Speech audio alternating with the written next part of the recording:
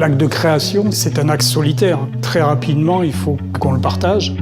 Une odeur, ça file. Et ça peut être très présent, ça n'a rien de concret. Il faut pouvoir l'attraper au moment où elle est là, quoi.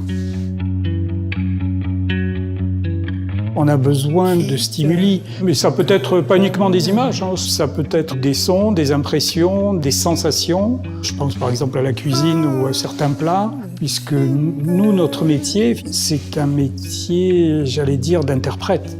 C'est-à-dire que nous sommes là pour interpréter en message olfactif tout ce que l'on peut ressentir et vivre dans le monde actuel.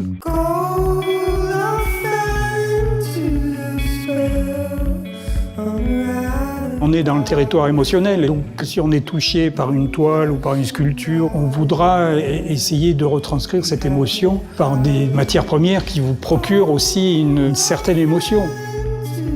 Pour faire un parfum, on part toujours d'une idée et d'une forme, hein. Et après, on habille cette forme et on la décore. On part sur une famille, vous savez que les parfums sont rangés, entre guillemets, en famille. Donc, à partir du moment où on part sur une famille, on en réalise la forme assez simple. Toutes les familles de parfums correspondent à des formes, hein. Quand je dis forme, c'est-à-dire un accord principal de base un peu plus complexe qu'avec 3-4 produits. Et on réalise une structure. Et c'est sur cette structure qu'après, on peut la décorer avec telle note de tête, telle note de cœur ou telle note de fond. Tout ce que j'appelle le décor, ce sont tous les petits stimuli qui vous attrapent. Mais fondamentalement, c'est la forme qui donne le caractère du parfum.